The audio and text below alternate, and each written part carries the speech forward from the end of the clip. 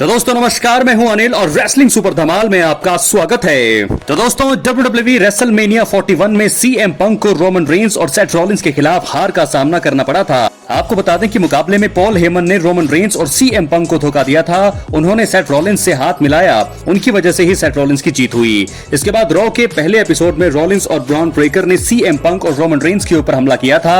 इसके बाद से WWE टीवी पर सीएम पंक नजर नहीं आए हैं। वो इस हफ्ते भी रेड ब्रांड यानी कि रॉ में एंट्री नहीं करने वाले हैं। इस चीज की जानकारी उन्होंने खुद दी है। दोस्तों आपको बता दें कि इंस्टाग्राम पर अपने फैन से बात करने के लिए वो लाइव आए। एक फैन ने उनसे पूछा कि क्या वो इस हफ्ते रेड ब्रांड यानी कि रॉ के शो में मौजूद रहेंगे। पंक ने खुलासा किया कि वो इस हफ्ते भी शो में नहीं आने वाले हैं। इसके पीछे का कारण भी उन्होंने बताया। उन्होंने कहा कि उन्हें एक हफ्ते की छुट्टी मिली है, लेकिन वो और ज्यादा आराम करना चाहते हैं। ऐसा लगता है कि रॉलिंस और ब्रॉन ब्रेकर के हमले की वजह से उन्हें काफी दिक्कतों का सामना करना पड़ रहा है। तो दोस्तों फिलहाल रेसलमेनिया 41 नाइट 1 के मेन इवेंट में CM Punk Roman Reigns Rollins के बीच मुकाबला हुआ था। पंक का WWE करियर बहुत बड़ा रहा है, हालांकि वो आज तक कभी भी रेसलिंग यानी कि रेसलमेनिया का मेन इवेंट नहीं कर पाए हैं। इस बात से वो बहुत ज्यादा परेशान भी थे। हर जगह उन्हें ये बात दिल पर चुभती थी। अब उनका सपना है पूरा हुआ था। एक बात बुरी रही कि पहले ही मेन इवेंट में उन्हें हार का सामना करना पड़ा। खैर अब देखना होगा कि पंक जो है कब WWE टीवी पर नजर आने वाले हैं। जरूर वो ब्रॉन ब्रेकर और रॉलिंस से बदले के मूड में होंगे। वो जब भी वापस आएंगे तो ब्रॉन ब्रेकर और सेथ रॉलिंस के जो है निशाना जरूर बनाएंगे। ब्रॉन ब्रेकर और रॉलिंस को अब उनसे बचकर रहना होगा। सीएम पंक का साथ मुझे लगता है दोस्तों रोमन रेंस दे सकते हैं। इसी के साथ दोस्तों बढ़ेंगे अपनी अगली स्टोरी की तरफ जो जुड़ी है। आइए आपको बताते हैं कि वो खबर क्या है। तो दोस्तों आपको बता दें कि जेफ कॉब कभी न्यू जापान प्रो रेसलिंग का हिस्सा थे, जिन्हें फैंस WWE में देखना चाहते थे। उन्हें NJPW में से सफर जो है उनका खत्म हो गया है और अब इस 42 वर्षीय सुपरस्टार ने WWE ज्वाइन करने के संकेत दिए हैं। उन्होंने इशारों में एक फॉर्मर विरोधी के साथ मुकाबला टीज किया है। आपको बता दें जेफ ने NJPW में 19 अप्रैल 2025 को हिरोशी तानाहाशी के खिलाफ आखिरी मुकाबला किया था। इसके बाद यह खबर आई कि वो WWE में आने वाले हैं। यह जानकारी भी सामने आई है कि कंपनी इस बात पर विचार कर रही है कि उन्हें सीधे मेन रोस्टर में शामिल करें या फिर NXT के जरिए उन्हें पहले फैंस के सामने लाया जाए।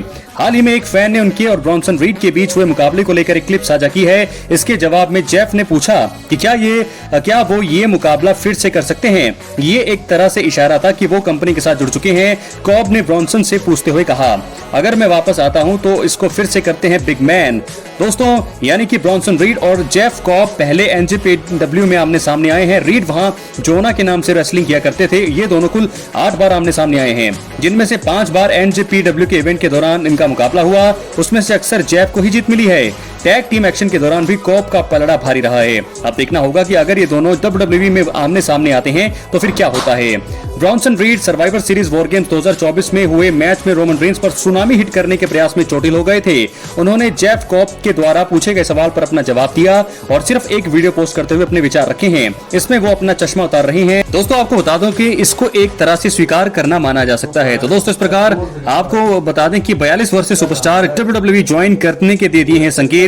यानी कि मुझे लगता है कि ये जो है जेफ कॉब बड़ी जल्दी वापसी करने वाले हैं WWE में। इनका ब्रॉन्सन रीड के साथ जो है बहुत बड़ी राइवलरी है। तो ऐसे में देखना होगा कि आने वाले समय में जेफ कॉब जो है कब रेसलिंग WWE में वापसी करते हैं, यानी कि कब उनका डेब्यू होता है। बहुत सारी चीजें हैं। क्या है आपकी राय, अपनी राय कमेंट बॉक्स में जरूर दें। इसी के साथ बढ़ेंगे हम अपनी अगली स्टोरी की तरफ। तो दोस्तों आपको बता दें कि WWE में सेथ रॉलिंस ने अपना नया फैक्शन तैयार कर लिया है। WWE रेसलमेनिया 41 में पॉल हेमन ने रोमन रेंस और सीएम पंक को धोखा देकर रॉलिंस से हाथ मिलाया। इसके बाद रॉ के एपिसोड में हेमन और रॉलिंस के साथ खतरनाक ब्रॉन ब्रेकर भी जुड़ गए। तीनों मिलकर अब तबाही मचा रहे हैं। कुछ लोगों का कहना है कि इस ग्रुप के साथ कुछ अन्य सुपरस्टार्स भी आगे जुड़ सकते हैं। सवाल ये ही खड़ा हो रहा है कि उनके खिलाफ खड़ा कौन होगा। रेसलिंग दिग्गज जिम कार्नेट ने इसका जवाब देते हुए कहा है कि मुझे लगता है कि अमेरिकन नाइटमेयर कोडी रोड्स जो है इसमें जुड़ सकते हैं और वो साथ दे सकते हैं रोमन रेंस का। ड्राइव थ्रू पॉडकास्ट पर बात करते हुए जिम कार्नेट ने दावा किया है कि कोडी रोड्स वापसी कर सेथ रॉलिंस के ग्रुप के खिलाफ खड़े हो सकते हैं। आपको बता दें कि हाल ही में हुए मेगा इवेंट में जॉन सीना के खिलाफ अनडिस्प्यूटेड WWE चैंपियनशिप हारने के बाद कोडी रोड्स गायब हैं। कार्नेट के अनुसार WWE में कौन है सबसे बड़ा बेबी फेस जो सेथ रॉलिंस के ग्रुप के खिलाफ खड़ा हो सकता है। उम्मीद है कि कोडी रोड्स ये काम करेंगे। दोस्तों हाल ही में दिग्गज फ्रेडी प्रिंस जूनियर ने भी कोडी रोड्स को दोबारा अनडिस्प्यूटेड WWE चैंपियनशिप हासिल करने को लेकर अपनी बात रखी थी, उन्होंने कहा था कि वो एक खास ट्रिपल थ्रेट मुकाबले में दोबारा बड़ा कारनामा कर सकते हैं। तो दोस्तों ऐसे में देखना होगा कि कोडी रोड्स रोमन रेंस का साथ यहां पर दे सकते हैं। और दोस्तों वैसे भी आपको बता दें कि रोमन रेंस इस समय ब्रेक पर हैं और सीएम पंक ने भी अभी हाल में कहा कि इस हफ्ते रॉ में भी वो नजर नहीं आएंगे। तो मुझे लगता है कि ब्रॉन ब्रेकर और सेथ रॉलिंस तब तक जो है अपनी तबाही मचाना जारी रखेंगे। और ऐसे में इस कड़ी में मुझे लगता है कि एक या दो सुपरस्टार जरूर जुड़ेंगे इस फैक्शन में, लेकिन रोमन रेंस सीएम पंक वापसी जरूर करेंगे। इन्हीं के ग्रुप के साथ उनका मुकाबला होगा। लेकिन इस ग्रुप में मुझे लगता है कि रोमन रेंस और सीएम पंक का साथ देने आ सकते हैं the American Nightmare Cody Rhodes. जी हां दोस्तों, क्या होगा जब तीन डब्ल्यूडब्ल्यूई के सबसे बड़े बेबी फेस सुपरस्टार यानी कि रोमन रेंस, सीएम पंक और कोडी रोड्स साथ में काम करें? तो ऐसा मुझे हो सकता है कि ये जो है कोडी रोड्स जो है जरूर जो है दबदबा दिखा सकते हैं। ब्रॉन ब्रेकर, सेथ रॉलिंस और एक और सुपरस्टार होगा उनके खिलाफ जो है ट्रिपल थ्रेट मुकाबला यानी कि ट्रिपल टैग टीम मुकाबला हमें आगे देखने को मिल सकता है। तो जिसमें जो है मुझे लगता है कि कोडी रोड्स साथ दे सकते हैं रोमन रेंस का और वो साथ दे सकते हैं सीएम पंक का। क्या है आपकी राय? अपने कमेंट बॉक्स में जरूर दें। चैनल पर नए सब्सक्राइब करने के बाद ऑल पर क्लिक जरूर करें। बात करेंगे अपनी फाइनल स्टोरी की तरफ जो जुड़ी है इसी फैक्शन के साथ। दोस्तों रॉ में सेथ रॉलिंस का ग्रुप काफी धमाल कर रहा है। रॉलिंस के फैक्शन में पॉल हेमन पहले ही थे।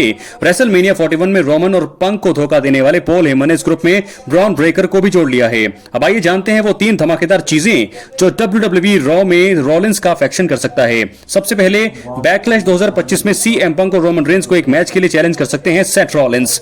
आपको बता दें सेथ रॉलिंस ने जहां सीएम पंक की हालत रेसलमेनिया 41 के बाद पहले रॉ में खराब की थी, तो वहीं ब्रॉन ब्रेकर ने रोमन रेंस की सिट्टी पिट्टी गुम कर दी। अब इसके चलते पंक और रेंस पिछले हफ्ते के एपिसोड से गायब थे। रॉलिंस ये बात जानते हैं कि इनके दोनों विरोधी ठीक नहीं है। ऐसे में वो एक चाल चल सकते हैं। वो रॉ में बैकलैश 2025 के लिए एक चैलेंज सामने रख सकते हैं। इसमें वो पंक और रोमन रेंस को टैग टीम मुकाबले की चुनौती दे सकते हैं। बात करेंगे दूसरे कारण का। सेथ रॉलिंस डब्ल्यूडब्ल्यूई रॉ में सैमी ज़ेन पर हमला किए जाने का कारण बता सकते हैं। रॉ के पिछले हफ्ते हुए एपिसोड में सेथ रॉलिंस ने सैमी ज़ेन को कुछ विकल्प दिए। उन्होंने सैमी ज़ेन को अपने साथ जुड़ने या फिर स्मैकडाउन जाने का ऑफर दिया। क्योंकि सैमी ज़ेन ने उनकी बात नहीं मानी, तो इसके चलते शो के आखिर में उन्होंने सैमी ज़ेन को एक कर्व स्टंप मूव हिट करके उन्हें चारों खाने चित कर दिया।